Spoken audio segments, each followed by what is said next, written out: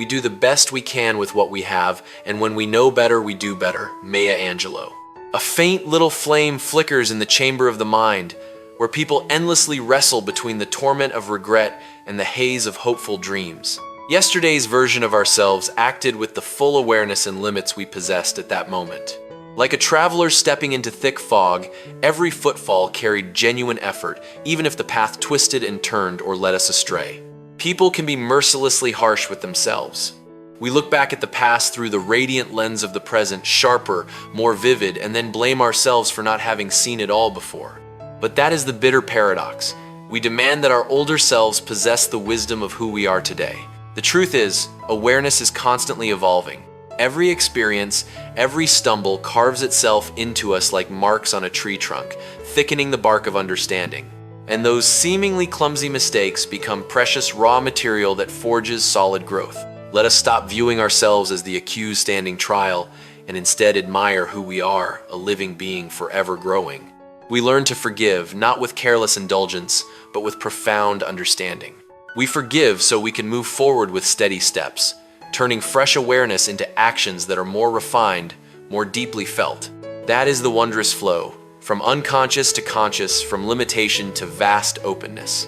Instead of tormenting ourselves with guilt, let us look back with sincere gratitude. Every version of ourselves gave everything they had, and it is precisely because we know better today that we open the door to do better tomorrow, a journey that is never perfect, yet filled with warm humanity and radiant hope. It is impossible to live without failing at something, unless you live so cautiously that you might as well not have lived at all, in which case you fail by default. J.K. Rowling.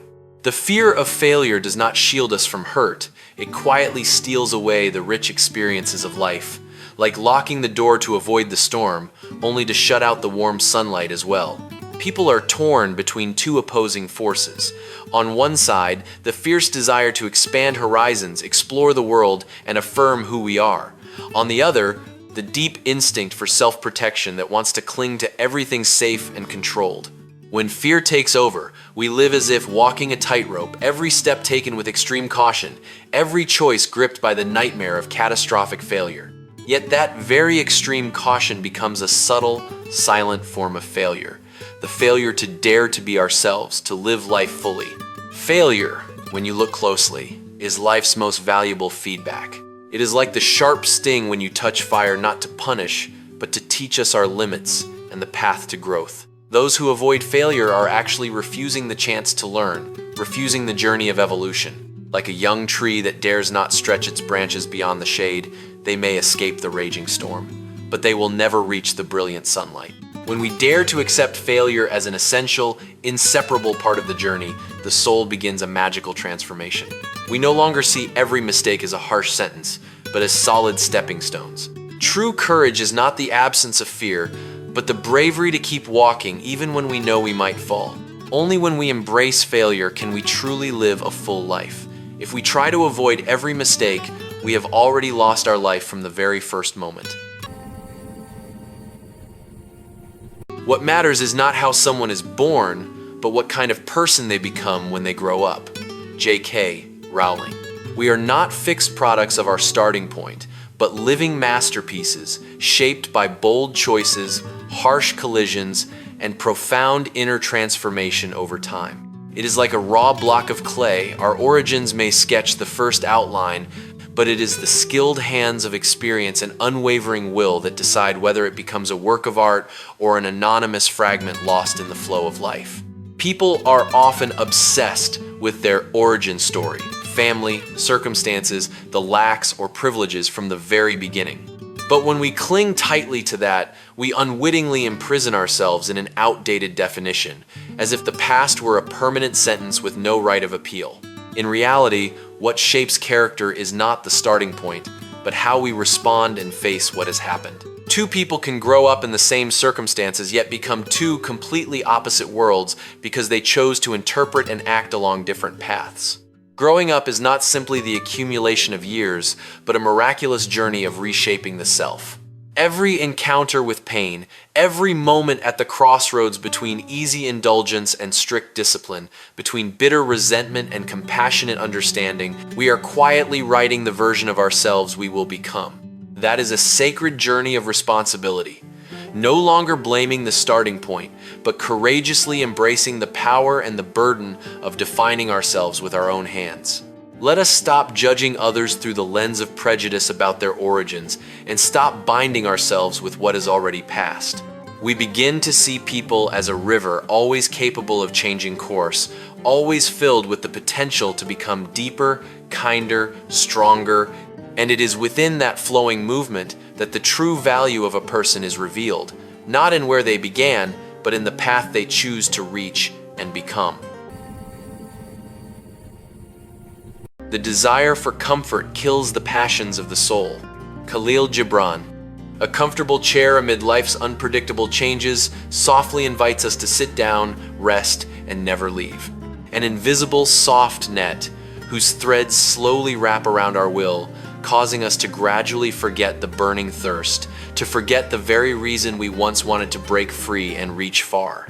Passion never sprouts in safe, comfortable soil. It only awakens in moments of challenging uncertainty, when we bravely step out of the familiar circle to touch the unknown, full of promise. But when we sink too deeply into ease, no pressure, no risk, no failure, we unwittingly extinguish the flame that once lit up our soul. Like a fire covered by warm ash, not completely out, yet lacking the oxygen to blaze fiercely again. People tend to chase maximum ease, choosing the path with the fewest obstacles, postponing anything that demands high effort, and telling ourselves, this is good enough. But that very good enough becomes a quiet form of spiritual decline where we feel no pain, yet we are not truly living with all our heart. Passion, on the contrary, always walks hand in hand with harsh discomfort, sleepless nights, painful stumbles, waves of inner doubt. It demands abundant energy, iron discipline, and the courage to face discomfort. Let us look at comfort with clearer, wiser eyes. Not to reject it entirely, but to refuse to let it become the center that rules our lives. Because if we linger in ease too long, the soul becomes as still as a lake, without ripples, peaceful to the point of heartbreak, yet robbed of depth and vitality. And only when we dare to leave that comfortable chair and step into the fierce headwind do we awaken the passions that had fallen asleep, so that living is no longer mere dull existence, but a brilliant blaze filled with profound meaning. The world breaks everyone, and afterward many are strong at the broken places. Ernest Hemingway. The very places where we once shattered can become the strongest foundation for our inner strength. Life, with all its harsh collisions and fierce trials, leaves no one untouched without carving deep marks. Those wounds are like cracks on a delicate porcelain vase. At first they seem signs of weakness and ruin, but when faced with courage and healed with care, they turn into unique veins that give the piece unmatched, unreplicable value. Wounding is not only pain, but also a heartfelt invitation, an invitation to look at ourselves, to understand our true nature, and to rebuild the soul. Some choose denial, burying it deep, only for the wound to fester like poisonous underground water, eroding them from within. Yet others dare to pause, to touch the pain, to listen to it as an important chapter in their life story. And right in that moment of honest confrontation, a new strength is forged, not a hard shell on the outside, but the resilient endurance of a soul that has been broken yet never shattered. The strength forged by wounds does not lie in becoming immune to pain, but in the ability to carry those scars and still continue living, still loving, still trusting. Like an ancient tree once felled by a storm, its trunk may be twisted and scarred, yet its roots sink even deeper into the earth. Wounds, once miraculously transformed, are no longer fatal weaknesses. They become the source from which we understand others more deeply, where compassion is powerfully awakened, where we leave behind naivety without falling into cold indifference. The world may hurt us, but it never decides whether we will stop at the pain or rise stronger from it. And it is in that meaningful choice that people discover a rare and precious quality, turning pain into depth of soul, loss into unmatched strength.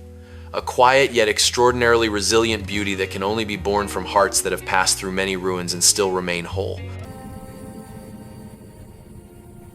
Our lives begin to end the day we become silent about things that matter. Martin Luther King, Jr. People often choose the safer path rather than daring to be honest with themselves. Silence does not bring true peace. It is a quiet form of spiritual retreat. When we clearly know what is right, what must be spoken, yet we suppress it out of fear of loss, fear of conflict, fear of being isolated from the crowd. And right in that moment, a part of the vibrant life force inside us begins to fade. Humans are built on the deep need for acceptance and belonging. So we learn to twist our words, even distort the truth, to maintain a false harmony. But the heavy price of that surface harmony is painful inner fragmentation. One part of us lives by sincere beliefs, while the other lives trapped in the grip of fear. Prolonged silence not only makes us lose our own voice, but also slowly erodes our sense of self. We gradually forget what we truly believe in and value.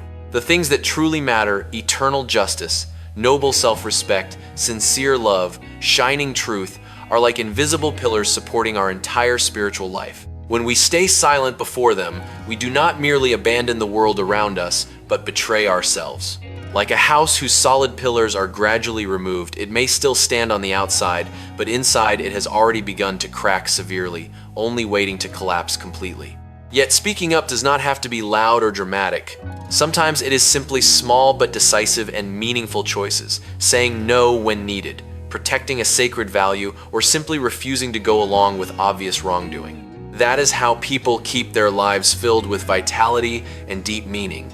Because living is not just getting through the days, but daring to stand on the side of what matters, even if the price may be inconvenience, even loneliness. It is only when we dare to break that shell of silence that we truly preserve the authentic life within us.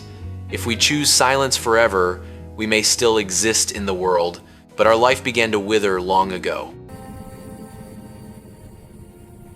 The difference between ordinary and extraordinary is that little extra effort. Jimmy Johnson. The boundary between ordinary and extraordinary is not a vast chasm, but a small step that not everyone dares to take. That little extra effort, though it may sound insignificant, is in the depths of the psyche, the true test of human nature, where will must confront exhaustion, the seductive pull of procrastination, and the sweet whispers urging, stopping here is enough. Most people stop as soon as they reach just good enough, when the job is stable enough, when effort has been sufficient to avoid failure. But right at that moment, an invisible threshold appears. Crossing it requires a decision no longer based on fleeting inspiration, but on steadfast discipline. Adding a little more can be turning one more page even when your eyes are tired, trying once more after failure, or patiently waiting one more day even when results have not yet smiled. It is so small, it is easily overlooked, yet it accumulates like raindrops quietly carving into hard stone. We are often deceived by outward scale. We think that to reach the extraordinary we need giant leaps. But in truth, what creates the difference is the persistent repetition of small actions that others usually ignore. Like two roads that begin perfectly parallel, yet if one deviates by even a tiny angle, after a long distance, the gap between them becomes impossible to close. Let us begin to view our own effort with fresh eyes. No longer chasing temporary bursts, but focusing on small, consistent daily choices. And it is within those seemingly invisible little extras that people gradually redefine their own limits. Extraordinary, therefore, is not a gift reserved for the few, but the sweet fruit of those who are persistent enough to take one more step even when no one is watching, even when they themselves once wanted to give up. Everything you ever wanted is on the other side of fear. A simple yet brutally sharp map of the mind. Between us and our burning desires, there is not a vast distance, but only a door called fear. And the cruel paradox is that fear itself is not an immovable wall, but an illusion fed and inflated by imagination. The more we avoid it, the larger it grows. The more we dare to face it, the smaller it shrinks. Fear is not only a natural survival response, but also a mechanism protecting the ego from potential wounds. Fear of humiliating failure, fear of harsh rejection, fear of not being good enough. It whispers the darkest scenarios, keeping us standing still in the familiar, comfortable zone where everything, though small, remains easy to control. But that false safety becomes a subtle and dangerous form of imprisonment. We feel no pain, yet we never come any closer to what we truly desire.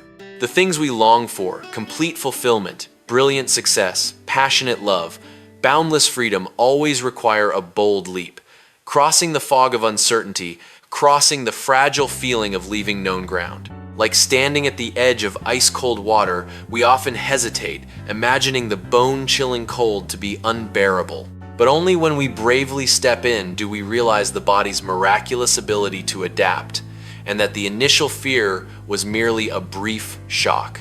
Those who travel far on life's journey are not people without fear, but those who understand that fear is not a signal to stop, but a clear sign that they stand before something profoundly meaningful. They learn to carry fear like necessary luggage, not to erase it completely, but to keep it from controlling and directing them.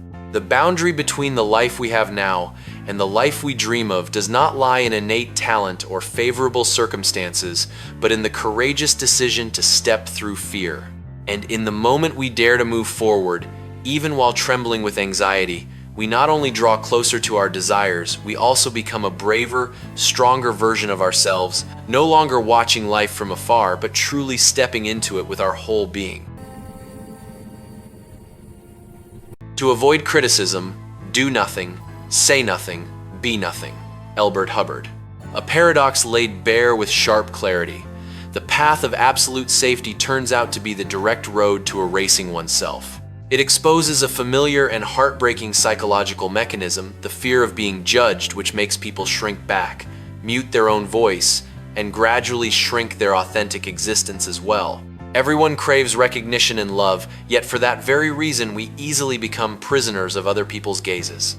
Every sharp criticism feels like a needle-piercing, fragile self-worth, teaching us clever ways to avoid. If you don't try, you can't fail.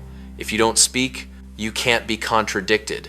If you don't show yourself, you can't be judged. But the price is a terrifying kind of spiritual death in silence, where we are no longer ourselves, but only a carefully edited version designed not to disturb anyone. The plain and harsh truth is, criticism is the inevitable consequence of showing up clearly and authentically. Anyone who dares to think independently, to act decisively, to express their unique identity, will inevitably clash with the expectations and prejudices of the crowd. Like a rock jutting high in a rushing river, it cannot escape the fierce impacts of the current.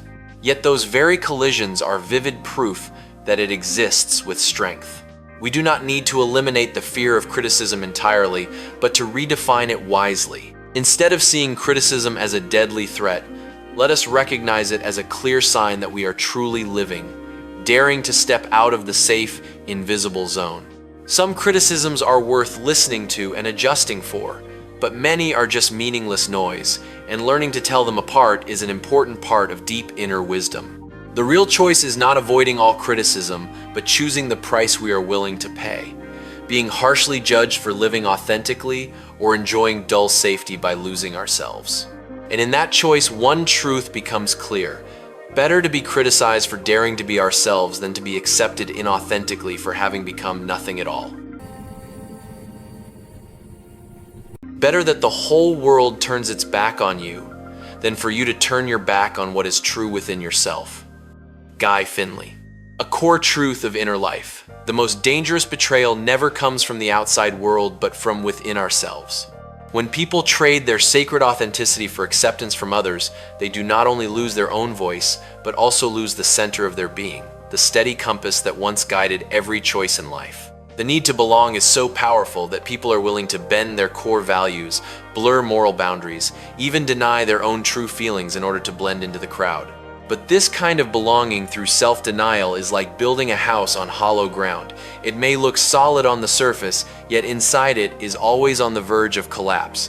Every time we turn our back on what we believe is right, a part of our true self is eroded without mercy, leaving an immense emptiness that no praise or recognition can ever fill.